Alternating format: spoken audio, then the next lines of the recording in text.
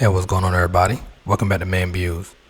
As always, I'll wait to the very end to leave my comments and thoughts. I'll read the agreed portions. Parties agree that the father's wages, as reported by his employer, is $1,261 a month. The father is in agreement to pay child support in the amount of $210 a month.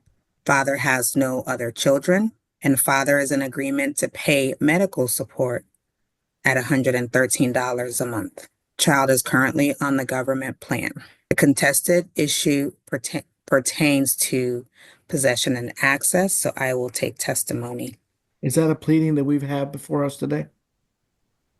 The the modification Yeah, visitation. Is it part of a pleading? in the prior order, there was no possession and access ordered because the father was incarcerated at that time, Okay. and he's Um, no longer but, no- incarcerated. but there's no pleadings for that, For for visitation to be changed. no, Okay. I cannot change those. That's something y'all will need to talk about after court. If you want to agree to something different agree to something that works, definitely y'all can discuss that later. If it's something y'all cannot agree to, then one of you will need to file a pleading with the court to discuss that issue at a later date, but not today. All right, Ms. Sutterfield, go ahead and call the parties. thank you. Ms. Gutierrez, can you please state your full name? Natalie Nicole Gutierrez Payan.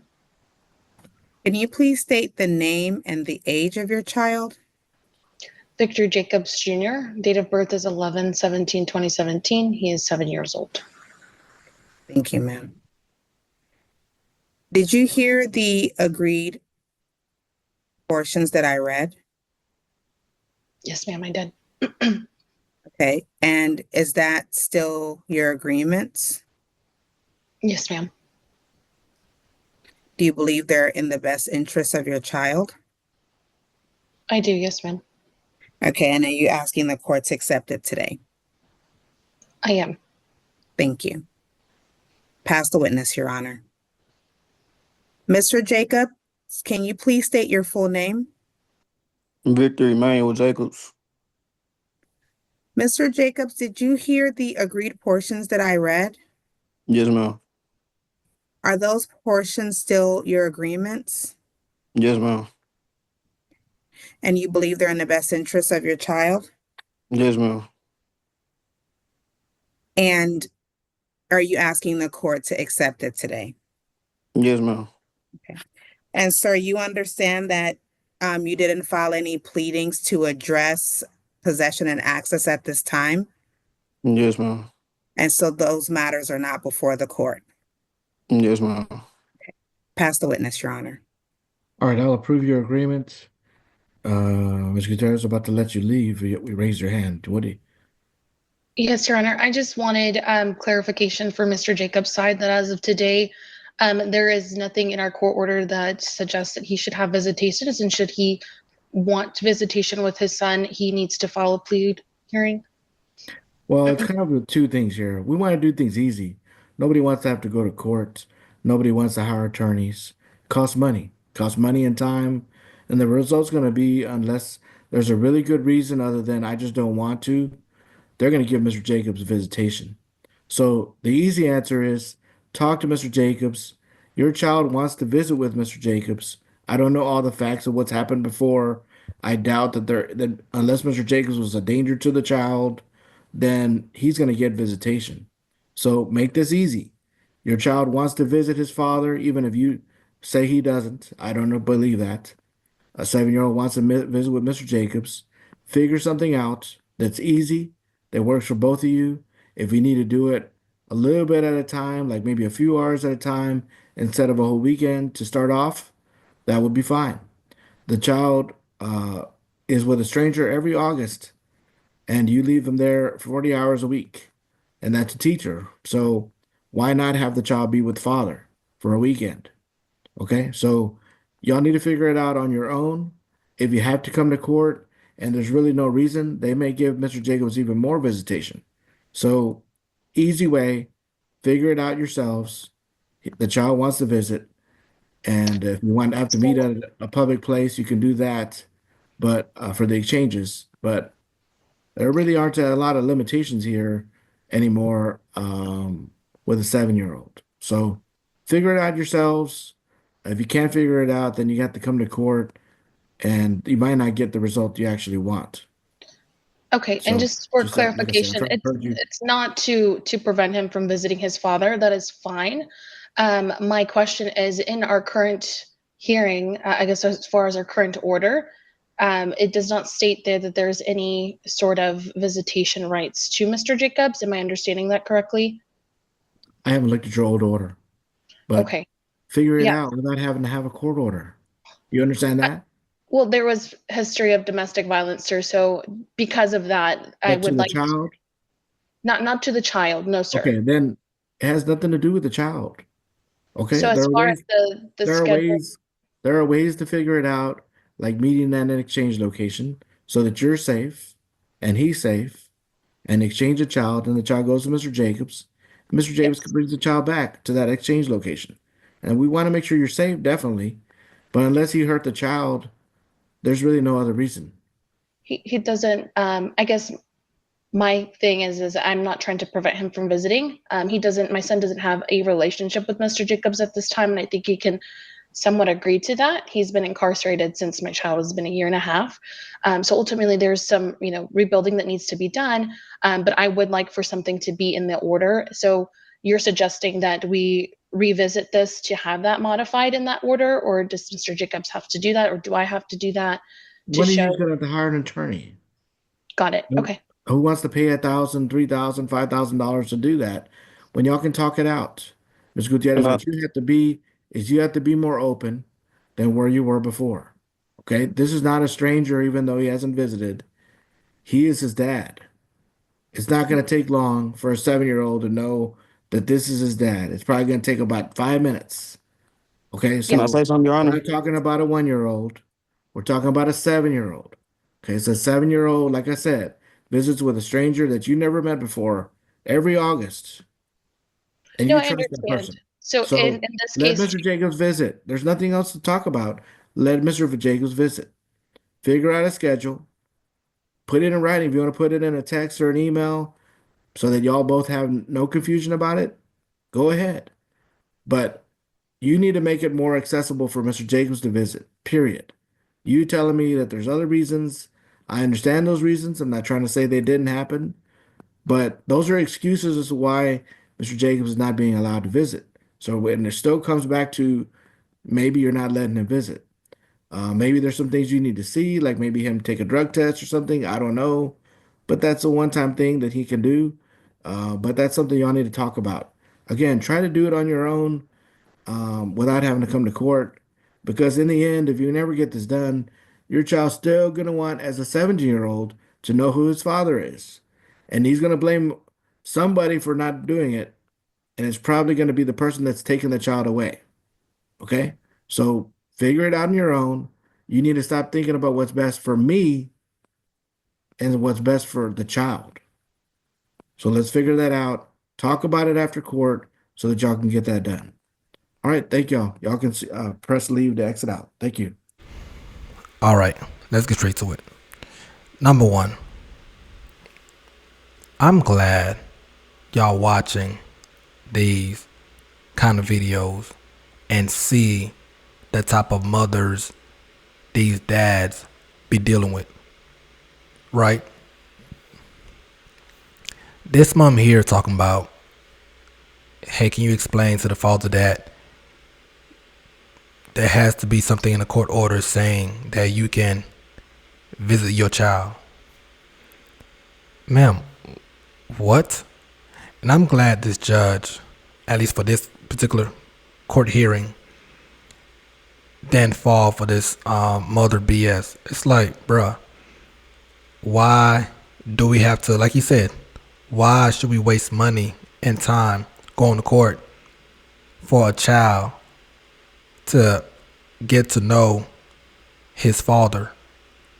That money he would waste in these court hearings. And this is what a lot of BBM don't understand, is that The money you make these fathers waste in these court hearings to lawyers and court fees, that money could have went towards that child's college fund, vacation, food, clothes, education,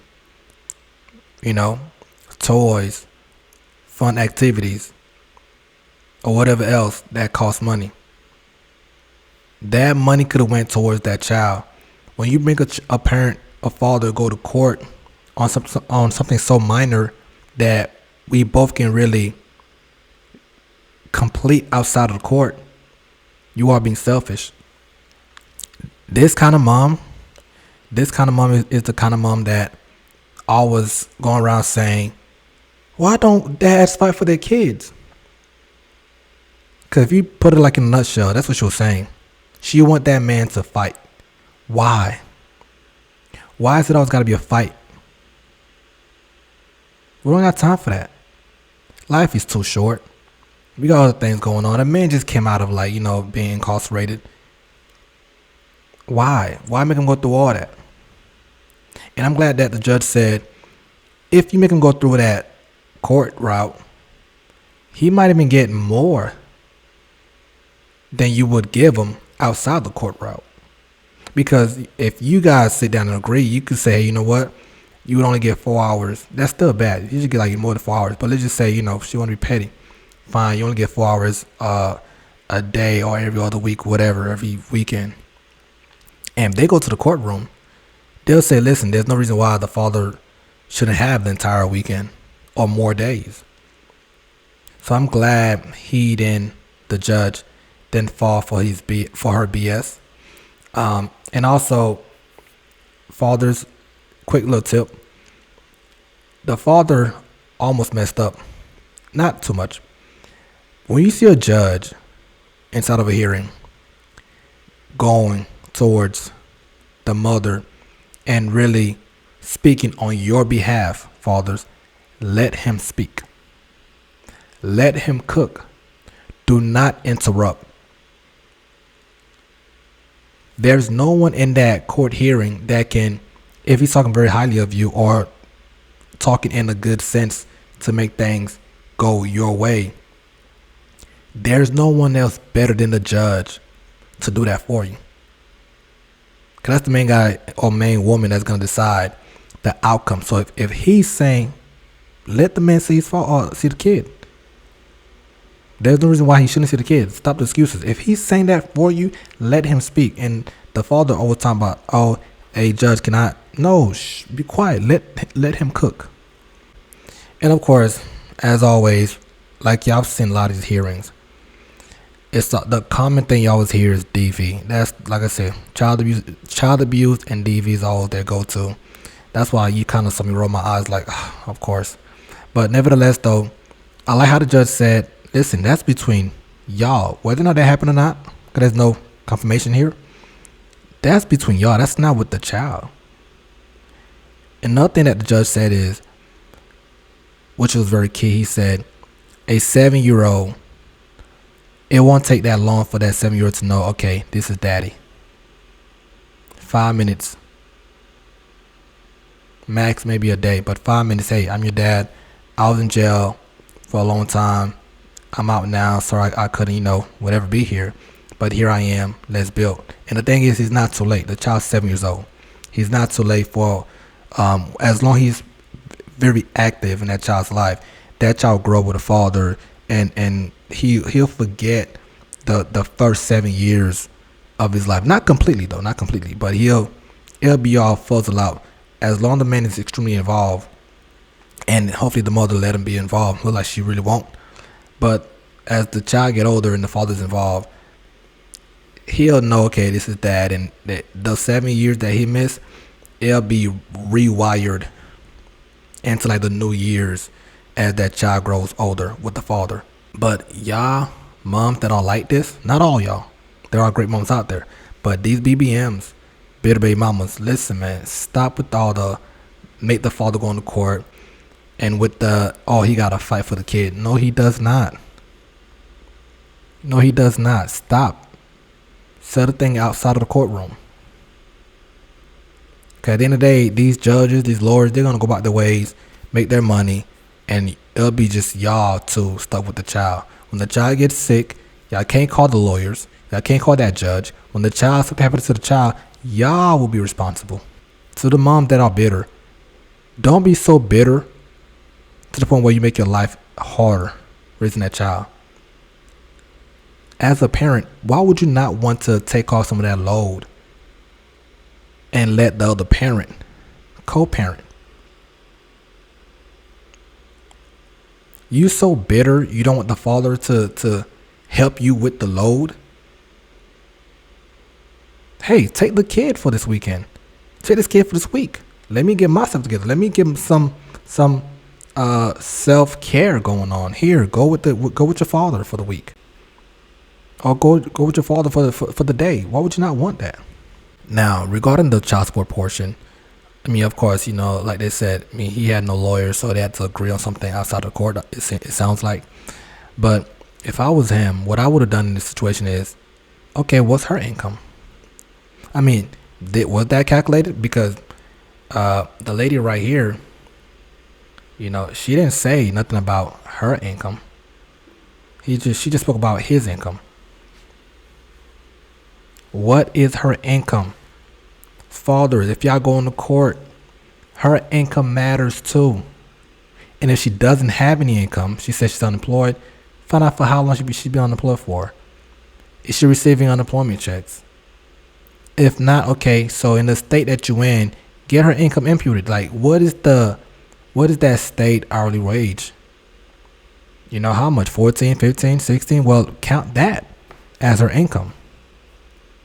Do not let the mother of your child slide by in that custody or child support hearing without saying, hey, let's double back on her income. Let's look at her job, side hustles, or if she have no job, then do she have a degree?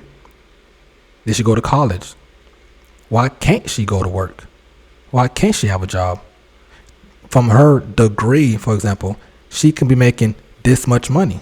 Let's calculate her income based on that. Let's calculate her income based on her past employment that she had. Let's calculate her income based on the state minimum wage. Do not let her slide by saying she's unemployed or have no income, because there's no way you could have took care of a 7-year-old child without no kind of income. Even if you're on government assistance, it's impossible. It's impossible. Let's be for real. You can't say you have no money coming in at all, but yeah, you have a 7-year-old that you take care of for the past 7 years. It's impossible. You'll be homeless. Let's be for real. But anyway, these are my thoughts for now. Overall, what's your thoughts?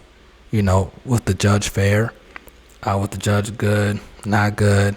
How was the mother? What's your thoughts about her? And also the father as well. But yeah, so leave your comment below. Let me know what you think. Last thing I will leave y'all with is, listen, parents, love the child more than you hate each other. Like that mom, you could tell she disliked the father more than she loved the child. Anyway, don't forget to like, comment, share, and as always, subscribe.